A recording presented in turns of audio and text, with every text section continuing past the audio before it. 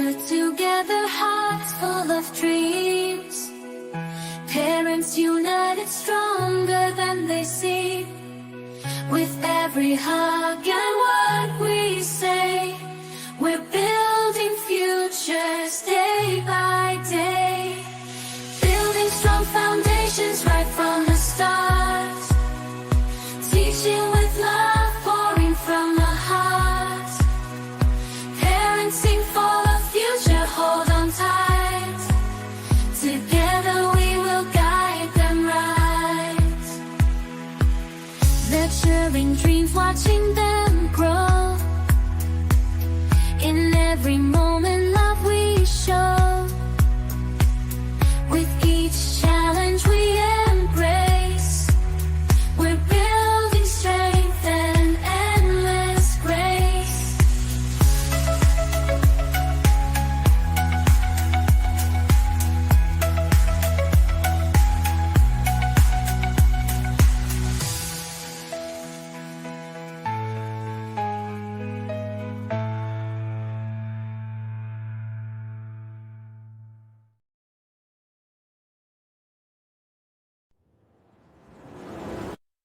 We gather together, hearts full of dreams.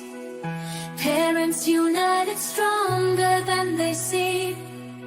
With every hug and word we say, we're building futures day by day.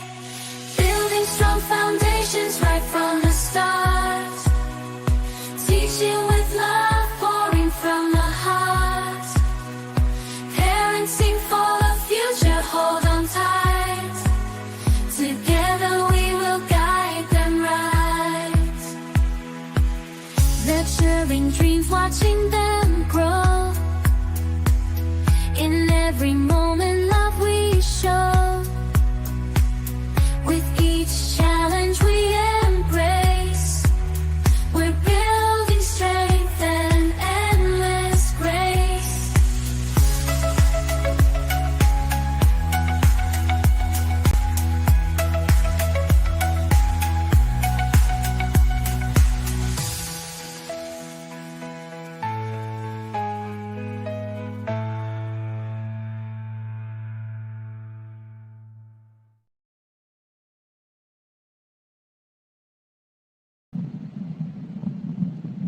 Hello, hello, hello, hello. Good morning, good afternoon, good evening from wherever you are joining us from, whatever part of the world you are joining us from. We are saying a big welcome to the day 2 of the parenting conference. You are welcome. If you were here yesterday and you are back here today, you are the real MVP. We are happy to have you. And if you are just joining us today, you are still an amazing parent. Your being here alone tells us a lot about you and who you are, the kind of parent that you are, and the kind of parent that you desire to be, which is a fantastic parent. You are welcome. My name is Odufa Buru, and I'm privileged to be moderating the first session for today, and it's going to be an amazing time of learning, a time of refreshing, a time of just getting back in touch with ourselves as parents. It's so important for us as parents to create an enabling environment for our children, to create a nurturing environment for our children. And what better way to do that if we are mentally stable ourselves, if we are mentally ready and prepared to do the work that has been assigned to us. So you are welcome. We are happy to have you here. If you are just joining us, you can just tell us where you are joining us from. You can just tell us where you are joining us from, whether you are joining us from Lagos, from Canada, from Ghana, from Canada, wherever it is you are joining us from. You can just let us know in the chat room, and we'll just be happy to welcome you. You can just share your favorite emoji or whatever, just to let us know that you are here. And if you were here yesterday and you had an amazing time, you can also let us know in the comment section by just saying how amazing it was for you yesterday. And also you can also share your expectations from this session so that we can just get right into our business for today. Welcome, welcome, welcome. And I just want to take the privilege to say, in case nobody has told you this week or anybody has told you today, you are an amazing parent, a mother, a father, whether you're a guardian, whatever you are, whether you're an educationist, teaching in the children's church, whatever capacity with which you serve children. I just want to tell you that you are doing an amazing job. You are welcome to this place, to this amazing time of learning, and we're excited to have you. Today's session, we're going to be having a remarkable intellectual, the most sought after mental health guru or specialist or whatever it is you want to call her. She's just so amazing, Dr. Bojubola ABIRI. She's going to be here with us soon to share her wealth of knowledge of how we can become mentally healthy parents. I know we are doing great already, but we can be better, and we are here to learn and upgrade or upskill our parenting, skills. So before we do that, before we welcome our guests for today, I just want to welcome our convener, the convener of the parenting conference, Mrs. Sandra Oluwadare. I don't know if you are there and ready to just say hello to everyone before we get into the business of today. Are you ready, Sandra? Because I am ready. You are muted. All right. Now, can you hear me? We can hear you. I can hear you, but not too clearly. I don't know whether it's the same for everyone. Okay. How about now? Can you hear me clearly now? Is it better? A bit better. If they can tell us in the chat box if they can hear you, that would help. From my end, I can hear you faintly, but can try. Okay, so sorry about that. Good evening, everybody, and you are welcome. I'm so excited about what's happening already in this conference. It's been an amazing time of learning for all the 3 sessions we had yesterday. We had deep insights shared. We had mindset shifts. I mean, the sessions, the energy, in those sessions from the speakers and from the participants was just so amazing. And the feedback has been so heartwarming. And this just, is so encouraging because proper family development is supposed to be everybody's business. And I am so glad that, you are all committed to this. You've taken time out of your busy schedule to be with us again this evening. So I just want to say thank you for coming. And I want to say, sit back, relax for another great time of learning. The person who will be speaking to us today, Dr. GBONJU ABIRI, is, I loved how our moderator, talked about her. She is amazing. She's been at our conference before. And when you're talking about mental health, she is the go-to person. So I'm so glad. Please don't be here alone. You know any other parent, an educator, a caregiver, any stakeholder in a child's life, anyone who is passionate about proper child development, please invite them. Share this link so that we can learn together. Thank you so much, Odufar, for moderating so nicely. And yeah, we look forward to having our speaker on really soon. Thank you. Thank you so much. Thank you. So I guess we can get right into the purpose for which we are here, which is to learn and bring up our speaker issues here and ready. Dr. Bojubola, I had to make sure I learned how to pronounce that name very well. Bojubola ABIRI. She's such a renowned speaker. I've engaged her before, and I've been so enlightened by her teaching. I've also engaged her one-on-one. She may not know me, but I know her. I've been privileged to work with her at a time where my family were going through grief, and she was the consultant at the hospital where we were referred to for some psychological care, and she was able to talk to my family, talk to my children. It was such an amazing experience. I just kept wondering, who is this woman? As in, like, I was so blown away by her professionalism, her empathy, her care, and her wealth of knowledge. And I was so happy that she was the one when I encountered her again when she was doing a session on mental health, at a conference like this as well. And I was just so amazed. Mental health is something that we don't talk about enough in this part of the world. Maybe in other parts of the world, maybe they do, but not as much as they should. But in this part of the world, anything that has to do with our inability to put ourselves, our minds together. We just want to we categorize it as something fetish or diabolical or whatever, but there are actually things that we can do to help us, gain the level of stability within, so that we can show up as the people that we ought to be, without, right? So as parents, we are raising another human being. We're trying to mold them. We're trying to make them into who they have been designed to be. And we cannot create that nurturing environment. We cannot create that enabling environment if we ourselves as parents, we are not mentally stable, and that's the purpose of this conference. I know when you heard the parenting conference, we were thinking maybe they're going to tell you 10 steps of how to be a great mom. This is what you should do for your child. But I just love how this conference takes, note of every aspect of our parenting that helps us to be wholesome, and show up for our children as the parents that we ought to be. Yesterday was so amazing. We had so many amazing speakers. We learned a lot. The last speaker, in fact, she gave us some gospels as if she was just flogging us. I don't know about you, but she just really awakened me to a lot of things that I may not have, previously considered, or maybe as a matter of emphasis. And so today we are back here again, and this first session is all about mental health. It's all about how we are, the way we think, how we are able to manage our emotions, how we are able to, help to cope with the situations around us and even within us. And as a result of that, when we're able to do all of that, we're able to also help, our children also cope emotionally. Just imagine an emotionally unstable mom, trying to help a child gain emotional stability. It doesn't make sense, so it's better that we are educated and we're knowledgeable about these things, and just by listening to the professionals, people who know these things, people who are aware of what it takes, to get that mental stability. So our convener is back again. I am thinking our speaker is not here yet. She's not online yet. She's not here yet. Okay, so I'll yield the floor back to you. Should you have anything to share with us while we are waiting for you, you can as well just tell us why you may have, chosen this topic, for this conference, and what you hope to achieve, what you hope the hearers will learn, from this session while we wait for her. All right, thank you so much, Odufa. Like you said Your earlier, volume is still a bit low. Sorry, Sandra. Your volume is still a bit low. It's faint. okay, is it better? Is it better now?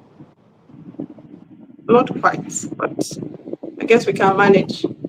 Okay, so one of the reasons why Dr. GBONJU is here this evening is because, like you said, it takes a wholesome parent to raise a wholesome child, and most times we're just hammering on the parent.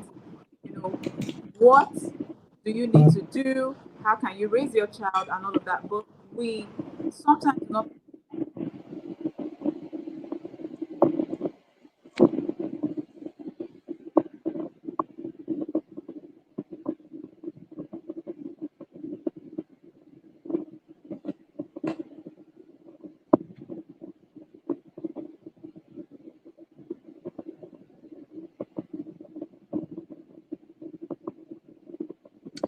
Okay, I think we have lost Sandra again, maybe the network, and also we are yet to have Dr. our guest Bonjubala speaker, ABIRI is a with us consultant at the moment, and I psychiatrist, know that she'll be lecturer, joining in soon, so we managerial apologize psychologist, for this EAPA little delay, professional, but whatever is professional worth speaker, waiting trainer, for is worth mental waiting health for, content right? creator, So we are here and the already. CEO of Redi-Med Consulting Services. She is the co-author of 2 books, Mental Health in the Workplace and the Handbook of Forensic Mental Health in Africa. She recently pioneered Nigeria's first one-of-a-kind mental health advocacy digital network, Mental Health with Dr. G on YouTube. She is a fellow of the West Africa College of Physicians, WACP, a member of Nigerian Medical Association, NMA, the Employee Assistance Professional Association, EAPA, and the American Psychiatric Association, APA. She has received trainings from the King's College London, the University of Washington, and the prestigious Harvard University, Boston, USA.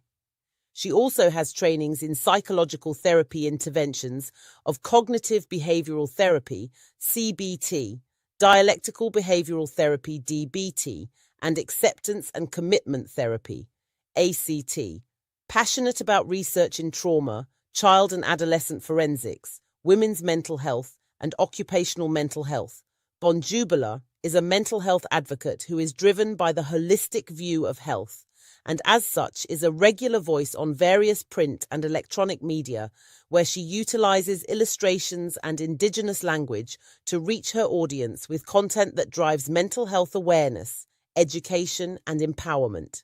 She is the Director, Women's Mental Health at the Asido Foundation and is a faculty member at the Lagos Mind. Welcome, Dr. Bonjubala ABIRI.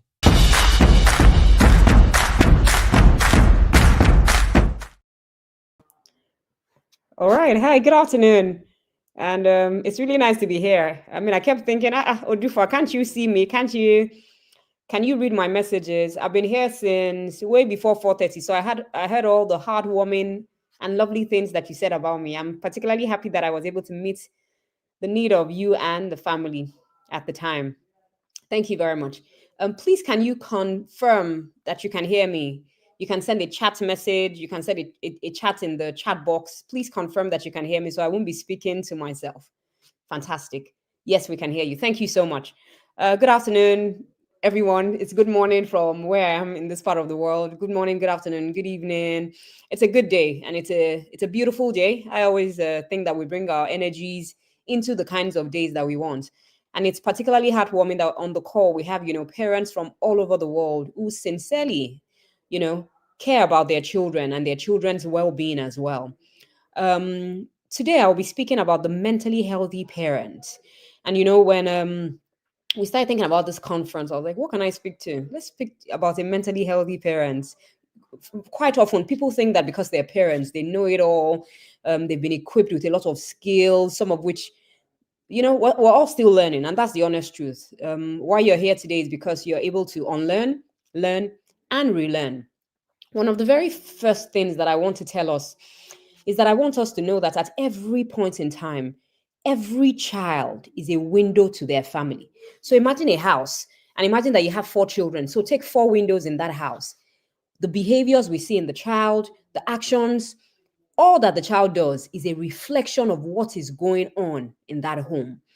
A few weeks ago, I had, managed a 14-year-old child who interestingly attempted suicide at the time because the child was being bullied at school. And when I sat in the room with the child and I told the child, tell me about your family. The child was seated in between both parents. And she looked at them, looked at the father, looked at the mother. And the child said, let them say it themselves. There's nothing I want to say anymore. I mean, that child didn't have to say so much. I already had an idea of what was going on. So as parents, of course, we owe ourselves the responsibility, but we also owe the children that we brought into this world the responsibility of ensuring that we are whole, heart, body, and soul. So I'll start right away. And by way of starting, I want us to look at Jessica, age 27. Jessica in this picture is actually 27. Forget how old she looks. And Jessica says parenting isn't stressful at all. I mean, coming from a 27-year-old, heavily wrinkled, beautiful looking Jessica, telling us that parenting isn't stressful at all. You and I know that it's a full-time job. And imagine needing to, combine that job with all the pressures and stressors of our current world. Now, I would like to share a few quotes about who is a parent. And usually when I have parents come to see me, either because they're having issues with their children, or they're having issues with their spouses and their children, or they're having issues with their own lives that are affecting their own children, I usually tell them, you see, many times as parents, we think, this is my child, my child. Yes, they're your children. But much more importantly is the fact that I like every parent to think about the fact that every child is a gift that has been handed to you. And whether or not you fail or you succeed, of course, the prayer and the hope and the desire is that you succeed with that child. It's like a project. And so you must be willing to put everything that you have, including your best self. And the only way that you can put your best self into ensuring that that child is everything and more is ensuring that you are mentally healthy yourself. So now, who is a parent? Sue Atkins says that there is no such thing as being a perfect parent. Just be a real parent. You see, our children don't want perfection. They just want us to be there. And it's intentional that I use this picture of this woman who I would say depicts a single mother. so that people have a sense of inclusion, and so that we don't always make it look like, oh, a family is just father, mother, and children. Yes, that's, the ideal, but there are also a lot of young people who have single parents, or people who are single parents, and sometimes it's not just about choice, it's about chances and circumstances from time to time as well. There's a quote that I like here that says, being a parent can be tough, but just remember, in your child's eye, no one does it better than you. After jollof rice, you're the best thing for that child. Jollof rice, ice cream, chocolates, all the nice things, you're the best thing for that child. Brené Brown, who I like to refer to as the queen of vulnerability, says that parenting is about raising and celebrating the child that you have, not the child that you thought that you would have. And so quite a number of times, a lot of parents who are going through their own mental health issues are trying to live vicariously through their children. Oh, I didn't achieve this by myself. My child must do this. My child must do this. And so what we don't realize sometimes is that we are overwhelming our children with our expectations of them, of the lives that we never lived and the lives that we hope that we're able to live through our children. Lawrence Cohen says that children don't say, I've had a hard day, can we talk? Like an adult will tell you. Instead, children simply say, come and play with me. And in playing with a child, that's when you learn the language of the child. So whenever our children say to us, please come and play with me, they are, they're telling you something. And so you must be listening. And the last quote by Zig Ziglar says that to a child, time, love, is spelled Time. Time is the currency that children need. And so whether it's minutes, whether it's hours, as parents, we must be intentional about the time we spend with our children. I wanted to start off with this story titled, Daddy, why are you shouting? And so one day I had a young boy in my session who the father had brought. And the father said, oh, he's being rude. He's being disruptive. He doesn't listen to me. And the child looked at me and said, Doc, my daddy is always shouting. Even when he wants to say the simplest little things, he must shout. He has to shout. And when I looked at the father and I was like, why do you shout at your child? He said to me, it's the only way I learned to communicate from my parents. But you see, when you shout at a child, not only are you creating physical and emotional distance from that child, you're also introducing aggressive tendencies, either they be verbal or physical. You're introducing self-esteem issues, problematic problems with the child. The child may start feeling like they're not good enough. They may not perceive themselves in good light. And so, if shouting is a means of communication for you, just know that what you shout to say, you can actually say in a soft, loving voice, and the child will still understand and respect you even better. Otherwise, you see, in a few years, when this child is older, he's also going to stand up to the dad one day and start shouting. And shouting will then be the currency of that home. Now, since we're talking about the mentally healthy parent today, it's particularly important to look at what exactly is mental health. Usually people always say that, oh, mental, once they hear the word mental, they're thinking yaba left, they're thinking arrow, they're thinking disheveled man or woman on the streets. But you see, all of us have mental health. And mental health is an individual's ability to successfully perform the functions of the mind. What are the functions of the mind, you may ask? The functions of the mind are to think, to imagine, to feel, to behave, to perceive in a way that allows the individual to do four major things. And those four major things are: one, the individual is able to cope with the normal stresses of life. Two, the individual is able to contribute their own quota to the environment that they live in. Three, the individual is able to have thriving relationships with other people. And last but not the least, the individual is able to engage in productive activities. And so for us to say that we are mentally healthy, that individual must have been able to achieve all of these four things. Now, since we're looking at how we can help you be mentally healthy, excuse me, it's important to look at the challenges to a parent's mental health in this day and time. In this day and time, a lot of parents are lonely and isolated. There's a lack of human contact and support. Quite a number of parents are having to rough through life by themselves. There's no family support. They're taking care of their children all by themselves while trying to juggle work and life. It can be a major strain. Number two, depending on the city of the world that you live in, traffic is a major stressor. If you live in a city like Lagos or New York or any major city of the world, traffic is a big deal because you need to think about traffic before you go to work, traffic when you're taking children to school, traffic when you're coming back. It's a lot. Insecurity. It's also a challenge to a parent's mental health. While you're thinking about going out and coming home safe and sound, you're also thinking about how safe your family is, where they live, when you drive, when you go out, depending again on what part of the world that you live in. In this day and time, of course, we must talk about the fact that there's a lot of financial hardship. People are struggling to make ends meet. And so whether you're in America earning dollars or in Canada earning Canadian US dollars or in UK earning pounds or in Nigeria earning naira, which we know has been devalued very seriously, it's financially hard everywhere. People are losing jobs. Jobs are being cut. Salaries are being cut. And of course, school fees continues to rise. Feeding fees continues to rise. The children still need to get clothes. They need to get books. And so you have parents coming home cranky, irritable, shouting at everybody that they can shout with. Sometimes health issues, present health issues in our lives. So when COVID came, then there was cholera, then there was monkeypox, then our own physical health issues or mental health issues that we might be struggling with. Career concerns.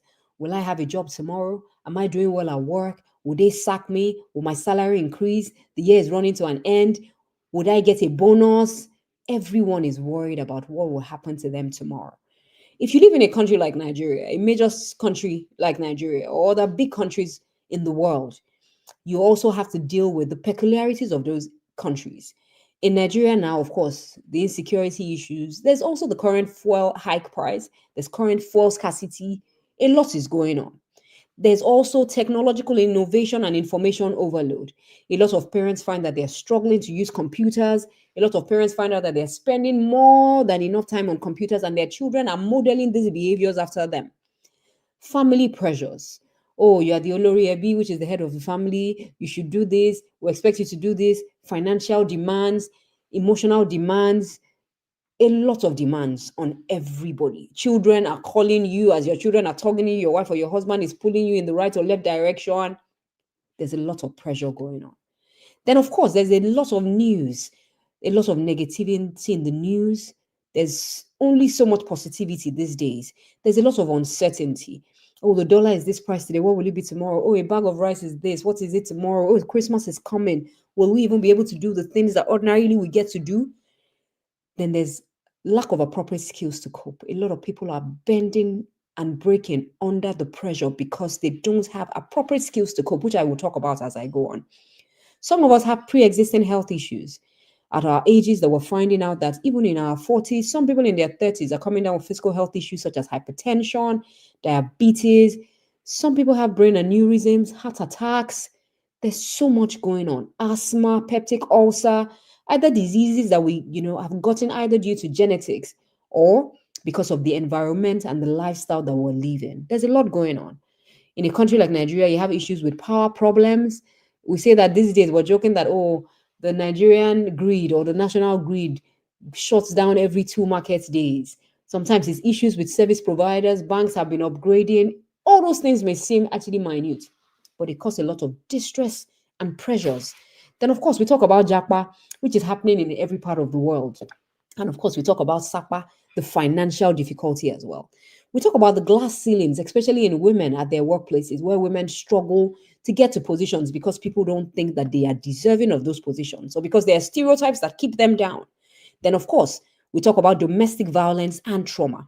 Domestic violence and trauma can actually happen either in males or females, by males or females.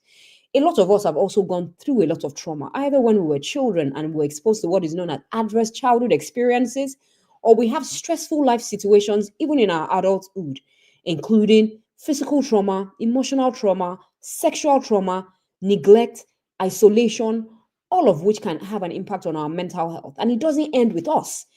Because we're also raising children, we're likely to be raising those children based off of the experiences that we've also gone through. There are societal, religious, and environmental expectations. Oh, you're a parent, you should do this. Oh, you're a father, your children should always go for summer. Oh, you're this, you should always do this. Oh, you're a mother, your children must always look so well kept together. Expectations, expectations, expectations. And like Charles Dickens calls them, great expectations. And many times people don't even think about what you are thinking, what you are going through, what emotions that you're dealing with at that point in time. People just expect that you would show up nonetheless. Then, of course, there's stress. And while stress is not necessarily a bad thing, when we are exposed to chronic stress, it can cause a major debilitating, distressing effect on our lives and our well-being as well. But as parents, how do we cause mental health problems in our own children? And sometimes it is because as parents, we are critical and very overprotective in our parenting. We look at our children and we say, oh, look at you. You don't know how to do this. You're such a disappointment. You're such a failure. Why do you always do this? I regret that I had you. And I'm sure some people on the call are like, no, why would any parent say that to their children? But a lot of parents actually have been reported as saying this to their children. And some even tell you, yes, I said it. That's how I feel about the child. Unfortunately, what you don't know is that you are breaking that child down every day with everything that you are saying. Sometimes we model anxiety and substance use. And so our children see that we're afraid. We don't take risks. We don't do the things that we want because we're afraid of failure. We're afraid that people will talk down on us. But you see, you are the first role models that your children will see. And so it's easy to say to your child, do as I do, or do as I say. But the truth is, our children at the end of the day are actually doing what they see us doing. It's not about what we say, and it's not about how many times you say it. It's the reason why we say in this day and age that a lot of children spend time on their tabs, their laptops, their gaming pads, and they'll still tell you, Mommy, I'm bored. And then some parents then start saying, oh, my child doesn't read. Your child doesn't read because you are not reading. They haven't seen you read. They haven't seen a role model show them what they want to do. Sometimes we model substance use to our children. We're drinking alcohol, we're smoking, even in our children's faces. Some parents even, have the guts to send their children to go and buy them. I know a lot of children that I see in, therapy these days who are dealing with substance abuse problems. And they tell me, oh, doc, well, the first time I drank alcohol, my father had his friends, over and, they told me to clear up. And that's when I had my first shot. And every time they asked me to go and buy, I'll take all the bottles and start drinking. They learnt it because they saw you doing it. Sometimes it's violence. And so some parents are shocked when they say, oh, your child was fighting in school with another child. He beat up the child. The other child was bleeding. But the first boxer that the child saw was you in the home, boxing either their father or their mother as well. Sometimes parents cause mental health problems in children by having insecure parent-child attachment themselves, either because they went through traumatic experiences that made it difficult for them to attach to a particular caregiver. So this would usually happen in caregivers or in a child who had multiple caregivers and did not have one person or constancy in how their needs were met. And so they would have to look out for different people at different times meeting their needs. What that will cause for an adult is that it will cause abandonment issues. You'll be afraid, you'll be unsure of what people will do in your life. And again, like many other things, you find that you are policing your children. We call it helicopter parenting in this day and age. You want to know where they are, what they're doing, who their friends are. And while that is not bad, sometimes it gets excessive. So there's a thin line between what is normal and what can become abnormal. Sometimes parents have what is called poor soft skills. And I will talk about the soft skills as we go on, because the soft skills are very critical in interactions and relationships with other people. Many parents have mental illnesses as well. Mental illnesses of anxiety, depression, psychosis, or even substance abuse issues. A few days ago, I went to see a patient of mine who has an alcohol dependence problem. And he told me, he said, doc, my children see me drink. They see me get drunk. They see me get wasted. And I said to him, that you need to, try to work on yourself. Because again, a parent is the first role model that a child would see. Physical health problems in parents can also be challenging because many children become parents overnight. They are parentified, given the huge responsibility of acting like parents, because either one parent is sick, the other parent has to work, and that child has to take on the responsibility of catering to the parents while also going to school, taking care of their younger ones. Sometimes it is a huge responsibility for children. We also talk about poor coping skills. And so parents sometimes don't know that they need to go to therapy. Sometimes they don't know that they can talk to someone. They don't know that they can exercise. They can write or journal about their issues. And so what do? They become extremely aggressive in their words, in their actions. They sometimes do things to harm themselves, including drinking alcohol excessively or exposing themselves to vices, including sexual experiences, sexual escapades that ordinarily they have no business doing. The last but not the least, How do parents cause mental health problems in children? I'll talk about unresolved childhood trauma. And to be honest, all of us, at some point or another in our lives, have gone through trauma. But at the end of the day, trauma is not necessarily what happens to us, but what we do with what exactly we have gone through. Quite a number of parents went through trauma, even though some of us will have conversations, laugh about it, and normalize the things that we have gone through. And so, whether it's physical trauma, emotional trauma, sexual trauma, neglect, isolation, financial trauma, it is important to understand that all of these factors and even more can be the reason why some children may develop mental health problems with parents who are mentally unhealthy. Now, who is a mentally healthy parent?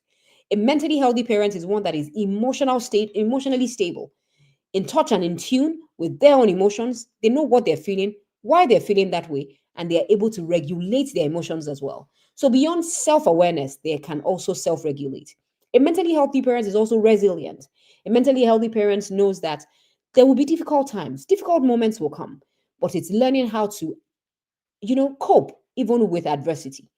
And a healthy parent is nurturing, giving of themselves, giving of their gifts, and also understanding that what they pour out will have an impact not just on themselves but on their children and generations yet unborn.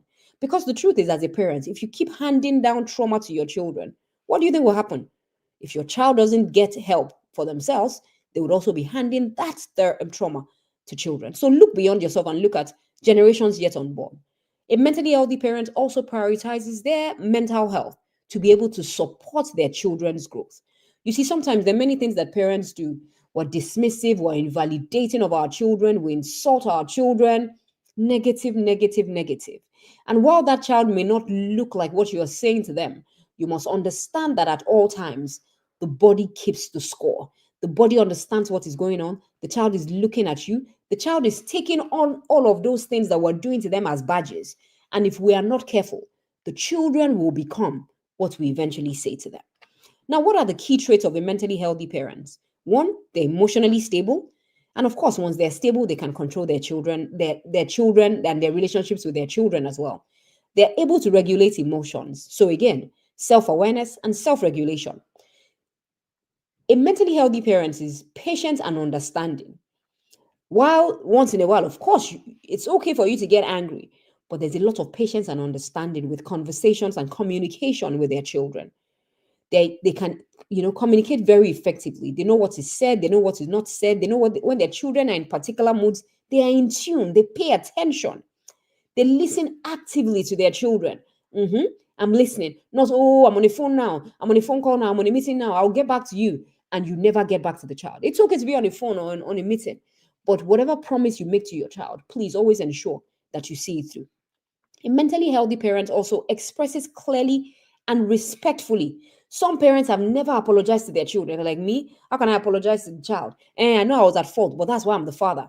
Sometimes your apology is very necessary. Otherwise, the child also takes that sense of, even when I'm wrong, I'm right. My daddy taught me, my mother taught me, I'm not going to bow down to anybody outside. It's not about bowing down.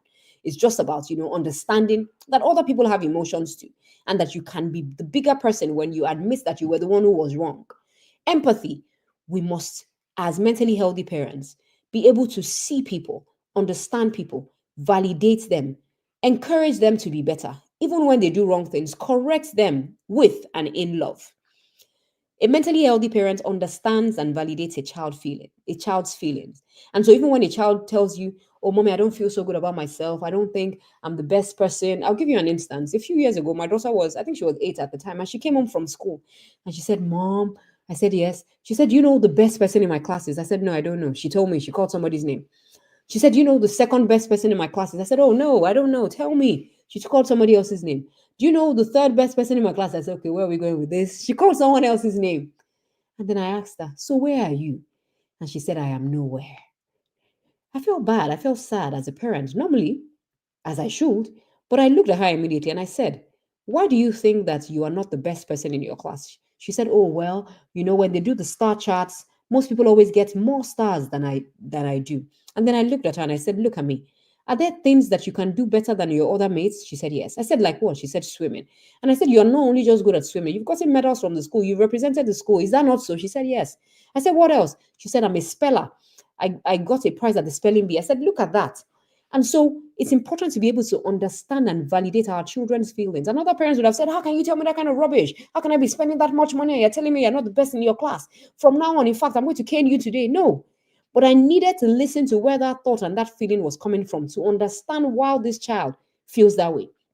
And so at the end of the day, as parents, we must listen to our children and be able to establish lessons from everything that they tell us. And so what did I do to my daughter that day? I told her, I said, look at me and say after me, I am the best. She said it. I am the brightest. She said it. I am a genius. I am phenomenal. And while success is not just about book learning, I am good at whatever I put my mind to. And I said to her, whenever anybody asks you the next time, who is the best student in your class? What will you say? She wanted to call. I said, no, it's you. That you're my best. We must also, be our children's best cheerleaders. I know you're working hard. I see the work that you're doing. I'm so proud of you. Positive words. And of course, when it is time to correct, by all means, ensure that you correct the child. Encourage a mentally healthy parent, last but not the least, encourages emotional expression. And so if your child feels sad, let them feel sad and tell you why they're feeling sad. If they want to cry, let them cry. If they want to express anger, usually when my daughter expresses anger, I tell her, that this energy, you can just sit down, cool down, and put into something else. Don't give energy to something that you cannot control. Stop using your energy and worry about something that you cannot control. And so apart from being in tune with your own emotions, you're also in tune with your children's emotions, and you encourage them to express themselves emotionally.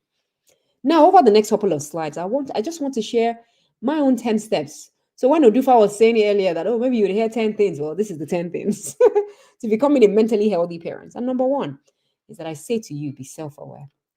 Man, woman, dear parent, know yourself. Because it is in the knowing of yourself that the best will emerge. If you don't know yourself, you don't know your strengths, your weaknesses, your opportunities, your threats, your triggers, your strong areas, your weak areas, then you can't support your child. You will struggle. And you can't even become your best self. So spend time with yourself with a goal to knowing yourself, nurturing yourself, and becoming a better version of yourself day in, day out. Of course, apart from being self-aware, is that you must also be able to self-regulate.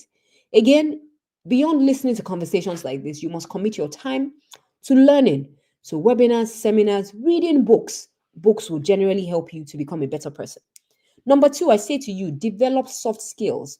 And soft skills are the non-technical skills that we need at the workplace or in our lives and even in our homes, such that we can have better relationships with others. Remember that one of the definitions of mental health is that you must be able to have thriving relationships with yourself and with other people. Now, what are the core skills? I call them the skills of care, the skills of communication. Because you can speak English or your native language does not mean that you're communicating. You must be able to speak and understand verbal and non-verbal cues and learn communication, how to be effective at communication with other people as well. You must learn assertiveness. And assertiveness is about being able to say no without, feeling like you owe anybody an apology. As parents, most times we keep taking things on. We keep feeling like, if I don't do it, nobody else will do it. But what has happened is that we keep, blurring the barriers. We keep blurring boundaries, and we keep taking on so much that it wears us down. By the time you're worn down, you can't even cater to yourself or cater to your children. Assertiveness is about having or showing a confident personality with a lot of respect, but saying what you mean and meaning what you say. As a parent, you must also learn the skill of resilience. And like I said earlier on, resilience is about being able to cope in spite of adversity. Tough times will come. Tough situations will come. Life is not it's not a bundle of roses or a bouquet of roses, because even if it was roses, even roses have turns. So learn resilience, because it is the ability to adapt and recover from difficult life experiences such as trauma, tragedy, stress, or family and relationship problems. And the last but not the least is that you must learn emotional intelligence. Emotional intelligence has to do with how well you're able to understand your own emotions, regulate your own emotions, cope very well, and of course, cope with other people as well. Again, I encourage us to read books. You can read books on emotional intelligence by Daniel Goleman. You can read books by the Harvard Business Review on emotional intelligence as well as the other issues here. I encourage us to practice self-care. And as parents, it's important that we understand that most times we take care of everybody else, but we don't take care of ourselves, especially mothers, anyways. But fathers are also, picking on. And so it's important that we learn to engage in activities for our mental and physical well being. You must, as much as possible, engage in exercise, listen to music, go on walks, spend time in nature, spend time doing exercises that you enjoy, spend time with your family, spend time with your friends, but most importantly, just spend time doing things that tend to your mind, your body, and your soul. Self-care is not selfish, okay? You cannot serve from an empty vessel. And sometimes the only selfish thing that you can do for yourself is to cater to yourself. You know how they say on the planes that, oh, if there's an emergency and the oxygen pressure drops and the face mask drops, they always say that you should cater to one person first. Is that your lover? Is that your child? Whose mask should you put on first? Put on your mask. You cannot serve from an empty vessel. Please practice self-care. Number 4, I say to us today, celebrate your wins. Don't be so hard on yourself. Sometimes the hardest people on ourselves are actually ourselves. Oh, I should have done that better. Oh, I could have done this. I tell people sometimes, jokingly, but sometimes it's serious, that on some days I really don't want to do anything. And that if the only thing that I can do on that day is to, send a transfer, a bank transfer to somebody, I've achieved something. And on the days I do small things, I celebrate myself. On the days I do big things, I celebrate myself. If you don't celebrate yourself, why should anyone celebrate you? And so this quote by Lee Shulman says that always celebrate your wins, big or small. Slow down, clap for yourself, and encourage yourself. I have done this. Even you need some endorphin releasing activity that will help you feel like, wow, I did good there. And it would spur you on to do even better. Number 5 says that you must forgive yourself. And so being on this call over the next couple of days while you listen to, how to be a better parent, or how to do this, how to do that, there's the temptation to think, oh, wow, so what have I been doing all along? Oh, I've been a bad parent. Oh, I'm not a good parent. And a lot of parents feel what we call mom guilt or dad guilt. Yes, even daddies are feeling guilty in these days. Oh, I don't have enough time for my children. Oh, I'm not showing up as much as I should. Oh, I'm not doing this as much as I should. Forgive yourself. There's a quote by Maya Angelou that I like. And it says that you do the very best that you can until you know better. And when you know better, you do better. There's a reason why you're on this course for this couple of days. Learn more about parenting. Understand that even we as parenting, experts continue to learn more. I mean, I have a 2-day conference coming on over the next couple of days, and it's because learning never ends. The biggest room in the world is the room for self-development. Now that you are skilled with even better knowledge, please learn. So forgive yourself and tell yourself, today is a new day. I'm opening a new slate. I'm going to be doing much better with every information that I have learned. Number 6 is that you must establish a positive home environment. Again, I said earlier on that our children are a reflection of the homes that they come from. They are a window to our families. And so we must ensure that at all times, we make our home environments loving. We make them homes that children feel like they want to come to. We make them homes that, children feel safe in. It would surprise you to know that quite a number of children don't see their homes as a place of respite. They would rather want to run away from school, either because parents are always fighting, because there's always tension in the home. And so they've seen other places as safety nets. If your child sees any other place but your home as a safety net, there's a problem. And so please establish a positive home environment by ensuring that there's a lot of love, there's a lot of kindness, there's a lot of compassion. Ensure that you build the culture of trust, of compassion, of empathy, even starting from your home. Provide structure through routine in the home. Model healthy relationships. As an adult, do you pray that your child is like you? Start working on becoming the parents that you want your children to be like. And of course, encourage independence and learning in your children. As much as possible, replace blaming your children with a lot of curiosity. Instead of telling your children or your partner, oh, that's how you always do. I don't want to listen to you. That's what you always say. Ask them, why do you do this? Why do you do this? But most importantly, the culture in the home must change so that we can start to change the conversation in the home. The home is supposed to be a place of love, a place of support, a place of kindness. Make sure your children look forward to coming home. Number 7, I say here that you must manage your energy. And so as this picture is divided into 4 different parts, we have the physical energy. And so for physical energy, eat well to feed your body, not to fuel your emotions. Remember that whatever you put into your mouth, you are either feeding disease or fighting it. So eat healthy, sleep regularly. As adults, we must get between 7 to 9 hours of sleep. And I know that that varies depending on where we live, where we work, and all of that. But take care of your body, because sleep also has functions. It helps you with memory consolidation. Sleep will help your body look fresher. It would help you, just generally be okay. And so we need to sleep. Sleep is not for the weak. Sleep is for the human. And then, of course, we must move our bodies, exercise. We hear these days that sitting is the new smoking. The longer you sit, the more likely you are at risk for physical health conditions, including hypertension, heart attack, and, cholesterol problems as well. You must, of course, remember that. So that's physical energy. Second one is emotional energy. Spend time around people, places, and processes that make you feel better. Avoid staying with people that make you feel less of yourself or who are always derogatory towards you. For your psychological energy, it's important to plan your work. As much as possible, stay away from devices. Turn them off every now and then. Turn off the TV. Do deep work. There's a book that I like. It's called Deep Work by Cal Newport. And it talks about how, as adults, we can spend time enjoying isolation and loneliness. It's not always bad. A lot of times we need breaks from technology. And last but not the least is your spiritual energy. Connect with your source. We all have something that we look up to, that we believe is bigger than us, and who we turn to on a day-to-day, or who sometimes turn to only in times of problems. But manage your spiritual energy and connect with your source very regularly. Number 8, I encourage us to normalize vulnerability. There's no courage story told without vulnerability. You need to show that, yes, I'm human. I will always remember that I'm human. However, it's okay to be vulnerable. It's okay to open up. It's okay to share. It's okay to realize that you are not alone on your journey and that people are also going through the things that you're going through. We usually say that, when is a bird most beautiful? A bird, BIRD. Is it when it's perching on a tree?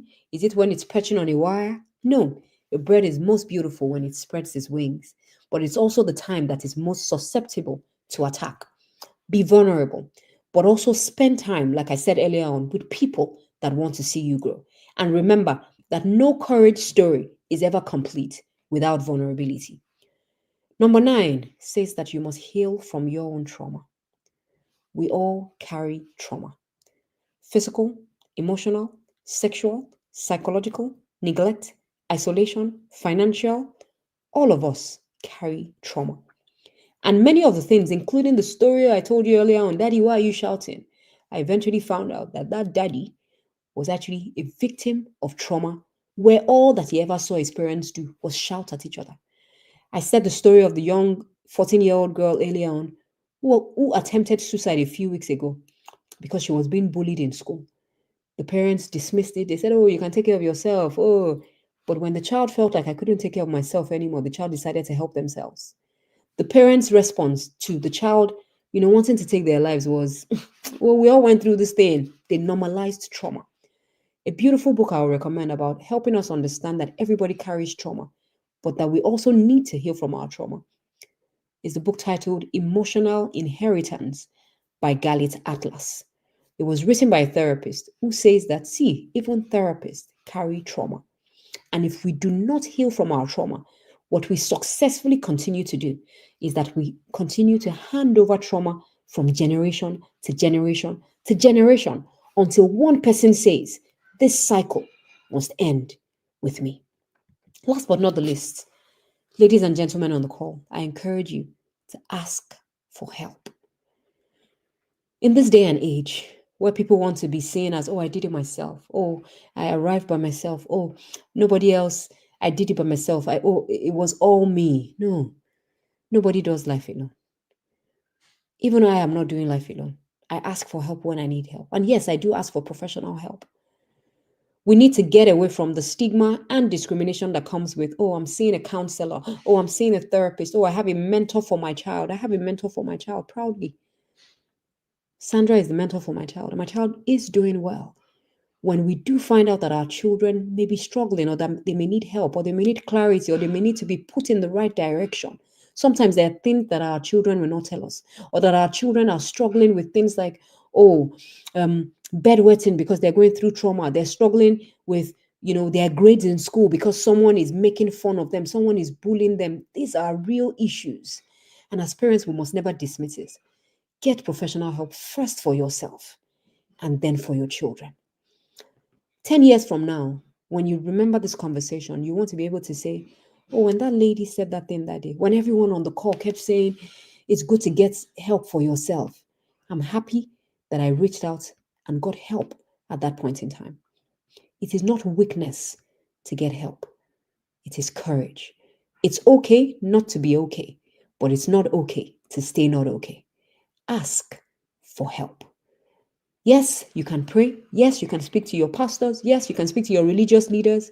But every once in a while, you also need people who understand the development of children, the stages that they are at every point in time. You need people who have done a lot of work in trauma and who can handhold you and help you understand that everything that happened to you was not your fault, but it is your responsibility to get better. We can't keep holding on to the past and saying, they did this to me. Oh, this person did this to me. From today, you have the responsibility to say that this is not how my story is going to end. As I close, I'd like to share the benefits of a mentally healthy parent. You see, when you are mentally healthy as a parent, you're healthy for yourself and others. You will enjoy yourself. Your physical health will thrive. Your mental health will thrive. But the people around you will also thrive. You have secure attachments. You're able to have safe, secure relationships with your children and with other people around you. You don't start doubting, being paranoid, being worried, not trusting. You'll be able to live very well, not have abandonment issues, because you will fully understand that, yes, life can be a difficult place. I need to look out for myself. I need to look out for my children and cater to myself as well. As a mentally healthy parent, you're likely to be more emotionally intelligent. And so you're ahead of your peers, you're ahead of your game, you understand things even before people say it. And so you're not taken by surprise quite a lot of times. But most importantly, you're able to tend to yourself. When you're mentally healthy, remember that I said it doesn't end with you. You also transfer resilience to your children. Your children also understand that, yes, life can be tough, but my mommy has taught me that this is how I need to cope. This is how I need to survive. Or my daddy has taught me that, oh, this is how I need to stand up for myself without making another person feel inferior. You have an improved quality of life because you feel better, you feel calmer, you enjoy yourself, and you're able to be more productive and give your quota at the workplace. Last but not the least is that you will not live like an island, and so you would have improved relationships as well. First with yourself, because you must first see yourself before you start having improved relationships with other people. A mentally healthy parent must ensure, see, the thing about parenting that breaks my heart, and I was still talking to someone a few hours ago about this, is that quite a lot of children are now in their 20s, in their late teenage years, and they don't have any relationships with their parents. They don't want to talk to their parents because they say to you, in the initial time of my life, you were not here. So why do you want to talk to me now? I'm speaking to a therapist, most times foreign therapist, who may not understand our culture. And that my therapist is telling me to avoid everything that makes me feel a certain way. And everything sometimes includes you as a parent if you don't take care of yourself. As parents, it's important that we know that our mental health is foundational for parenting and that it is extremely important that we invest in our self-care and that we nurture our families as well. I'd like to end with this quote, even though I'd like to let us know that parenting is a journey. It's not a destination. You keep doing it day in, day out. You know, it's interesting that out of the species of beings on this world, even though we pride ourselves as being, the most intelligent, we're also the ones who don't let our children go. Eagles will chase their children out of their nests. Dogs will leave their children and let them go by themselves. But as humans, we keep holding on day in, day out and praying that all the hard work that we've done will not go to waste. If you're a mentally healthy parent, you're more likely than not to be able to enjoy yourself and enjoy your children when you grow older. You don't want a situation where your child will tell you, oh, you did all of those things, but you didn't do it for me. You did it for yourself. You don't want a situation where your child will tell you, I don't need you. I'm not proud of you. You're not there. You were not there. So why do you want my attention now? And so this quote by Barbara Johnson sums it up very nicely, as it says that to be in your children's memories tomorrow, you must be in their lives today. Parenting is a full-time job with no manual. However, with informed decision, with a lot of awareness and education, and with attending conferences and conversations like this and working in hand with parenting experts, you can do the best, not just for yourself, but for your generations, your children, and of course, your generations yet unborn. Distinguished ladies and gentlemen, parents on the call, I'd like to thank you for your time and for your attention. And I'm very hopeful that you will start prioritizing your mental.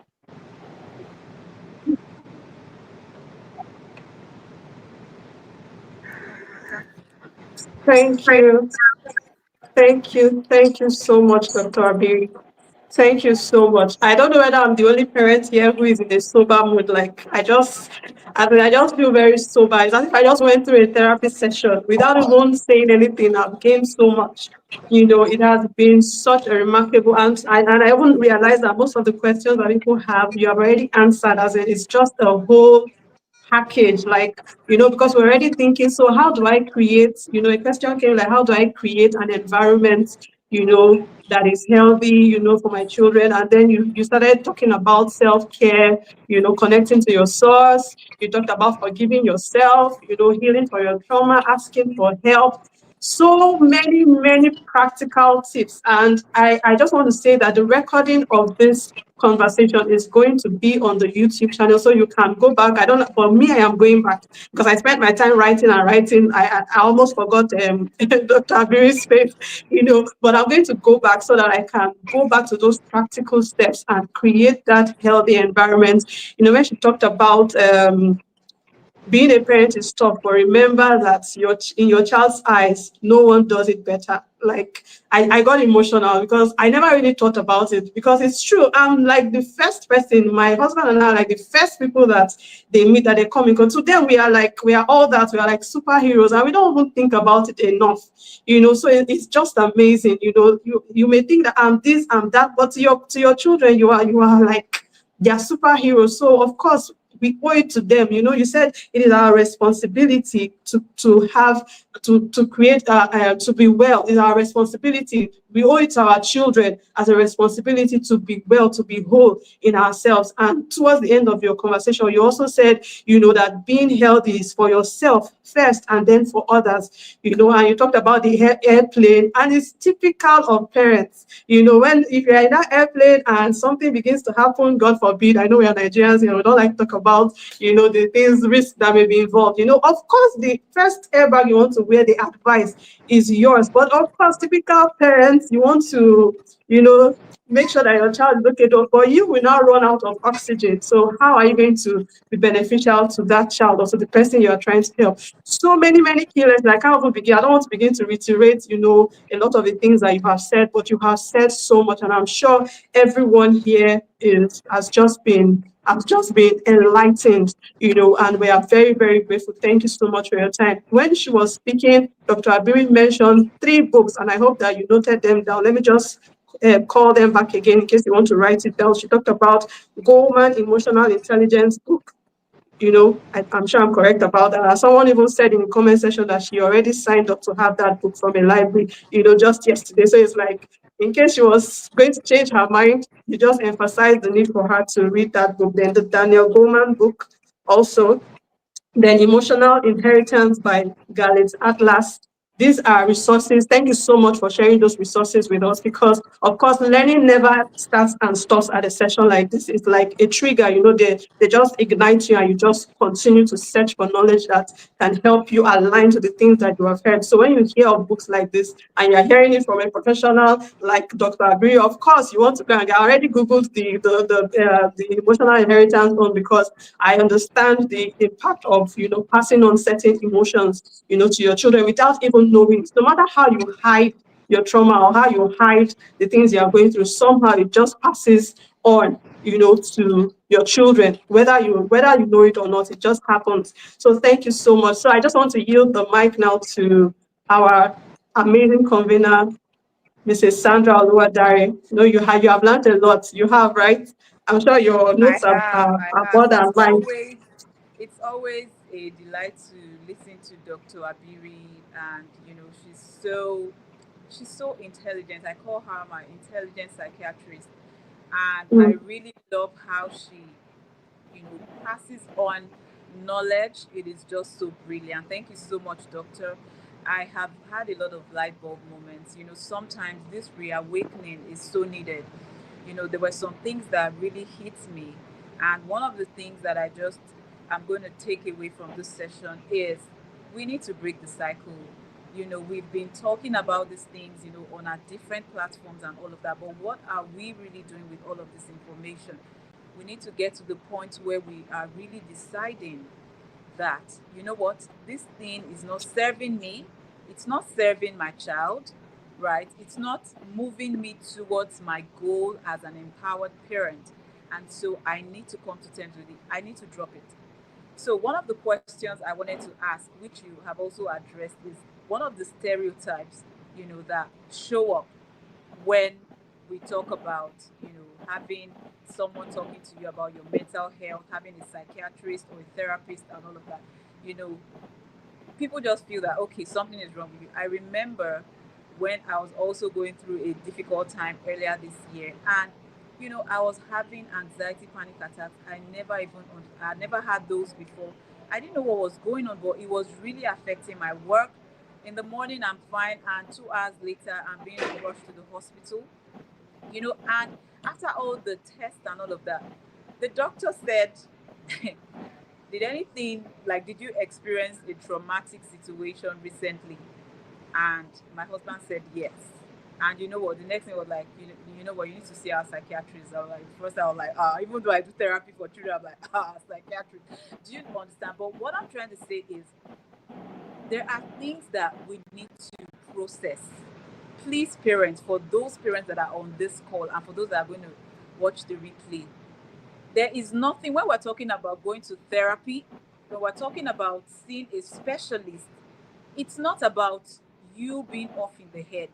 We're not saying anybody is not mentally balanced, but like we said, yes, I think it was Mandy that mentioned yesterday about some form of chemical imbalance that also happens in the brain of mothers that leads to postpartum depression.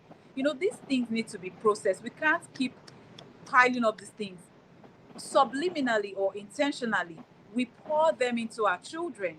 We program our children with these things, and years later, you can't recognize the child, and you're wondering, oh, did I raise this child? So please, I want to encourage us to move from just listening to these things to implementing. Now, after this session, get your journal. How are you going to implement all of these things? After the conference, watch the replays. How will I implement it? Because that is where the growth is going to happen. So thank you so much, Dr. Abiri. You have been so amazing, as you always are. Thank you, Odufa, for moderating the session so beautifully. And thank you to our Sandra. amazing audience. Thank you for showing up. Thank you for engaging in the comment Can I section. just say something before we close out? All right, All right. go So ahead. Dr. Abiri mentioned in two of the lessons that she gave, she said, manage your energy, sleep well, healthy living. We have that session coming up at 6. Remember that, so you can learn something from that session. And number 9 was heal your own trauma. You know, ask for professional help. She talked about that, and we have that in the last session coming up at, I think, 7:30, where we'll be talking about healing your inner child. So everything is just on point. So Dr. Abira has opened the gate for the other Yeah. speakers to come in. So if you are here, get ready to come into that one so that you can get more knowledge of how to, because of course all these things have a how to. So you want to come in and just get in there. So, Dr. Abi, I don't know if we'll have time really, but I also wanted to ask, if you permit me, Mrs. Oluwadari, when you talk about self-care, I just realized that a lot of parents feel guilty, when they have to do something that is just them. When it's the family, you're like, hey, family, children, and maybe I'm also speaking from experience, but when it has to do with something that is just, maybe we have to go out or we have to take a trip, there's this guilt that comes in. How do you deal with that? It's just there. That guilt is just there when you want to now do something for yourself. That guilt of going away or taking time away and all of that. How do we deal with that? Since it's something that is important. So I think that's, this question was targeted at me because I'm currently on a trip. I love But it. but you see, what I've come to do for myself is I have gone beyond that guilt. Because what you're doing is you're also serving yourself. You need to cater to yourself. If you keep, like I said earlier on, you cannot pour from an empty cup. If you keep giving and giving and giving, there's a book, another book, sorry. It's called The Body Keeps the Score. Yoruba say it. Yoruba Hmm. say it. "Ara lo ma n fabo si." You will not see it every day, but your body is taking a hit. And until you also realize that, come, like Two-Face said, me self, I'm a human being. And that you also need to take time to cater to yourself, to rest. The guilt will try to show up, but ask yourself, what is the end goal? Am I running away? I'm not running away. I just also need to take time to refill myself, to refresh myself, and to get rejuvenated. So, one thing I always recommend is vitamin R, which I spoke to when I was speaking about manage your energy. Rest, very crucial, very vital. Take care of yourself, innovate, become better, do everything that will enrich you.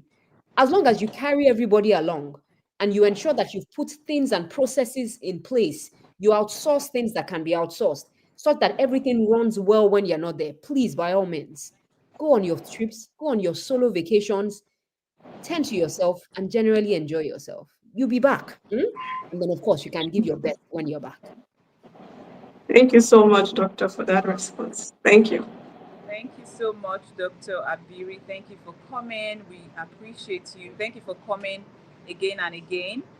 And I'm just so excited at all of the value we are getting from this conference. I mean, the goal actually from the beginning is not just to focus on how we can raise children, what to do, what not to do, but to also point the fingers back at ourselves as parents. How wholesome am I? How balanced am I? You know, how put together am I?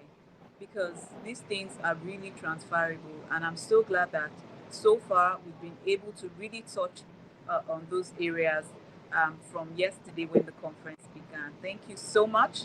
You know, I love and appreciate you. Thank you for coming, and enjoy the rest of your trip. And let's catch up when you come back. All right. Thank you so much. Thank you, everyone, for joining. Thank you. Yes, masterclass indeed. Yes. So let's release Hmm. Dr. G. Please, can you release Dr. G? Dr. G, thank you so much. Thank Thank you you. so much. So, dear parents, like I said earlier, the goal is implementation, right? It's not in all of what we hear, but what we're going to do with it. This conference may be free, but it costs us a lot. Please let us really implement, because that's where the change really is going to begin from. That's where the growth is going to begin from. I mean, let's not come to this conference and continue to repeat the process.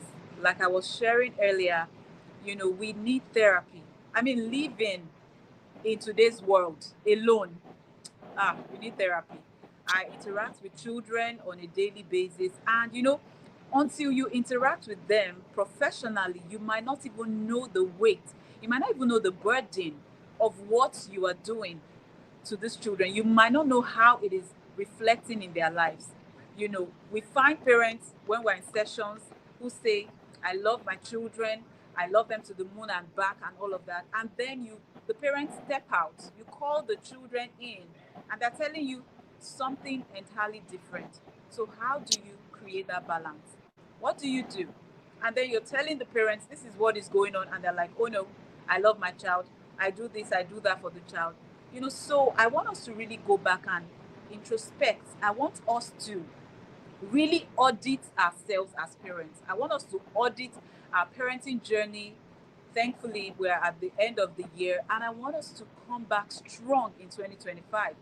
It doesn't matter what has happened all through the year. I want us to finish strong and come back strong, because we will keep complaining about the quality of individuals we're churning out if we don't pay attention to these things.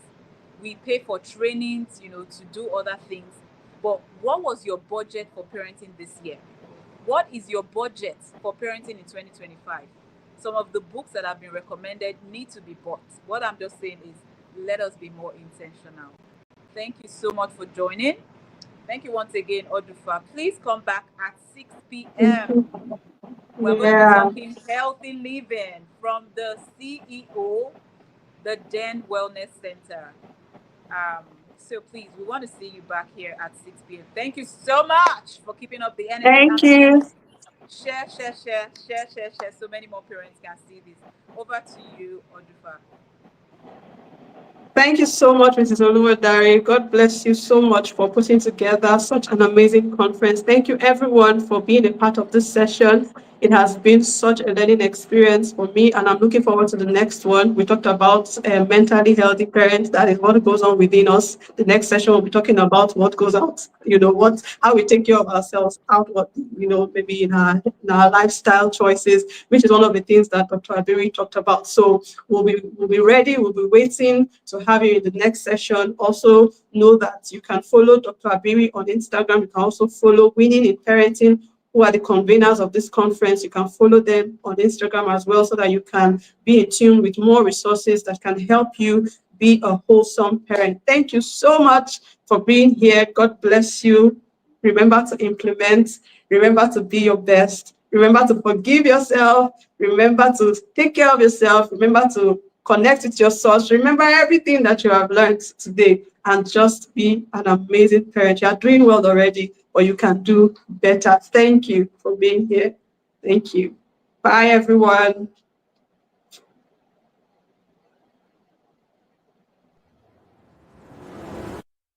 We gather together, hearts full of dreams. Parents united, stronger than they seem. With every hug and word we say, we're building futures day by day.